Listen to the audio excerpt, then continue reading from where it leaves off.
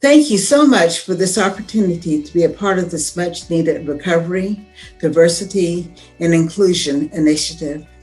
It is really an honor. I'm Beverly Ragland, the program manager for the Georgia Council on Substance Abuse Care's Warm Line. I'm a person in long-term recovery. What that means for me is I've not used crack cocaine, alcohol, or any illegal drugs for more than 21 years. I'm committed to recovery because it's given me a new purpose for my life and hope for the future. It has sustained me through depression, anxiety, and grief disorder related to my only sons transitioning in 2013 and 2015. Today, I'm present in the lives of my family and community. I manage the CARES Warm Line. I'm on the board of directors for the Georgia Mental Health Consumer Network, and I pastor a church. I'm a clinical supervisor, a CAC, a CPS, and a CARES. I have more alphabet behind my name than I have name. I use my required training to support others in their pathway to long-term recovery. My recovery has allowed me to realize my life is a blessing in spite of temporal circumstances. It has inspired me to support others on their recovery journey so they know recovery is possible. My recovery has manifested itself because of many facets: treatment, therapy, spiritual changes, family, friends, and others. I call them my recovery jewels. See, I have a kaleidoscope philosophy about my recovery. I've learned that when things are not the way I want them to be, I've assembled enough jewels, pretty stones, that I can change their alignment and get a pretty picture. See, I try to be that recovery jewel in the lives of everyone I touch. I'm a person of color, and I'm blessed that my recovery journey has been a bit different as it relates to access to treatment and recovery services. I'm an Army brat, and I had the protection of the military culture to protect me from the social inequities, the prejudice, and the violence that was occurring for the Blacks that were not living or afforded the privilege and protection that I had on military reservations. You may ask, if life was so glowing and so rosy for me, why am I speaking to you today? Well, the reality is, I had storms in paradise. The military bases, of course, presented the illusion of inclusion and equity. The reality is that racial discrimination was hidden. I was not directly affected, but my parents were. My father lived under the pressure of being a Black man in a white man's army, and the stress was evident in our home. I was born July 21st of 1955 in Verdun, France. My brother was born there too. He was my best buddy. My dad took us everywhere he was stationed except for Vietnam, and I won't complain about that. The first part of my early childhood was awesome. We lived in Washington State and at Fort Hood, Texas. We had family meals and we went on outings. We didn't have a lot of money, but we made a lot of great family memories. My mom had a magic trick where she would throw a matchstick up in the spider web and tell us it disappeared. My brother and I had cowboy and cowgirl outfits, and we thought we were Dale Evans and Roy Rogers. We had family activities where we planned a trip to Disneyland. The most tumultuous thing to happen during that period was a huge tornado outside that carried a toy car a block away. Our family eventually moved to Germany. I remember my mom would order my clothes out of a catalog, and we had this wringer washer. My mom's hands smelled like Clorox when she buttoned my coat. I remember castor oil and cod liver oil. I remember snow outside, and I remember all of the activities that we had while we were in Germany. Then the tornado began again, but this time it was inside of my house. My father began beating my mom, and we would wake up to loud arguments and fights that left me feeling sick inside. The fight seemed to be about money, and they would blow over, and we would have a little peace, and then they would begin again. We never knew when the storms would come again. We eventually came back to the States. We moved to Fort Benning, Georgia, and the storms came with us. My parents continued to fight. The reality was that my dad would beat my mom.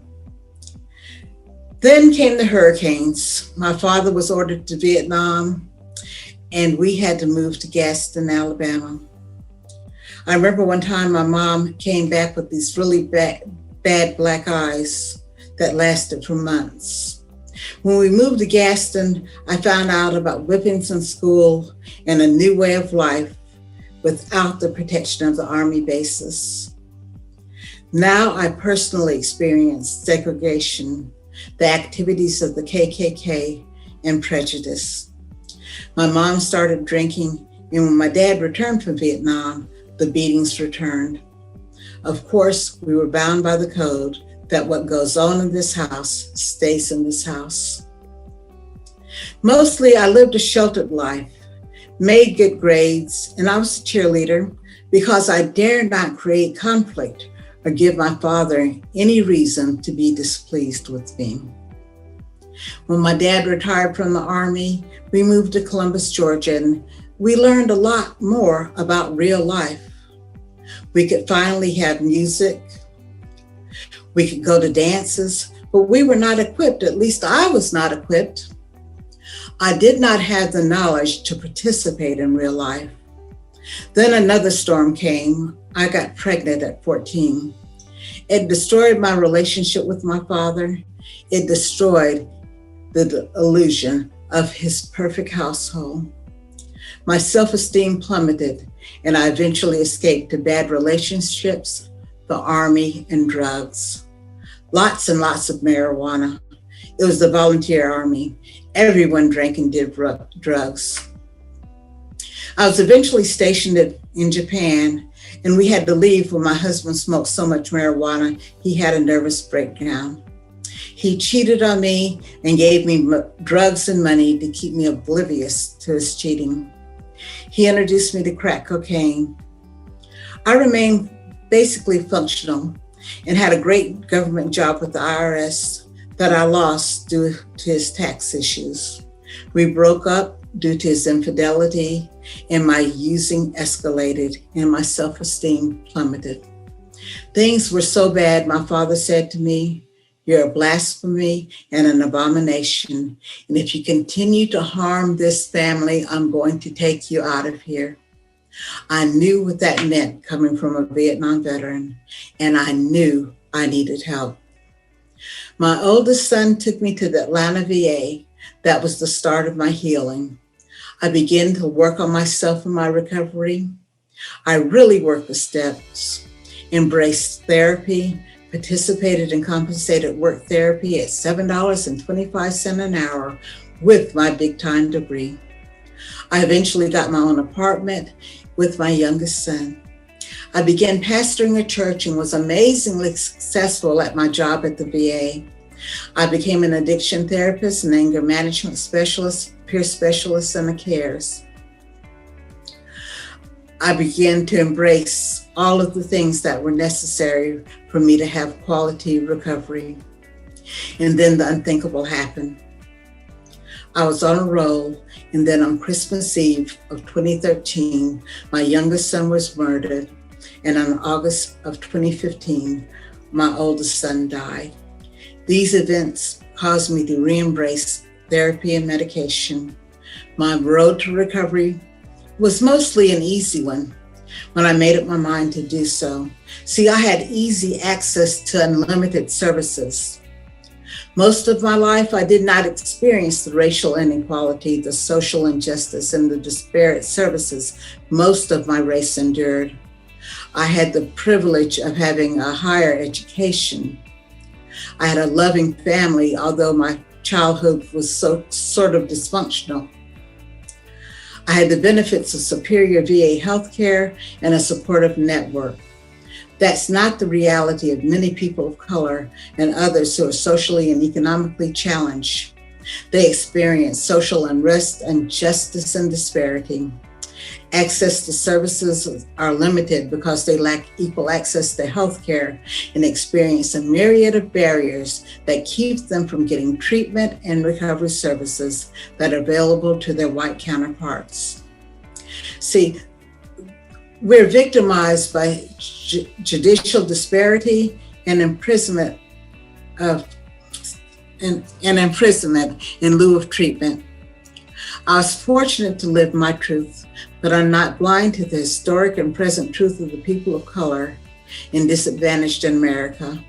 The truth is that they are still not afforded equal access to recovery and treatment services. Economic, cultural, and social disparity limit their ability to get and stay well. The recovery movement is accelerating.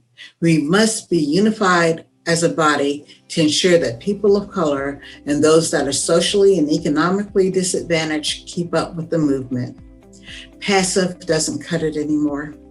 We must be intentional to involve the marginalized in this recovery movement. We must identify those who are not at the table. We must commit to be strategically inclusive, to speak with a clear voice, to listen to the needs of everyone we serve. We must tear down racial and cultural stigma. We must provide opportunities to educate, to train, and to advocate in and about diverse communities. See, I've listed a lot of we musts. I know that for me to participate in the we must, I must stay well. And this is how I stay well today. I'm spiritually connected to my God. I praise, I preach, and I meditate. I live a life of service. I love on my grands and my great-grands. We're on a duo and sometimes they social distance at my house. I dance and listen to music.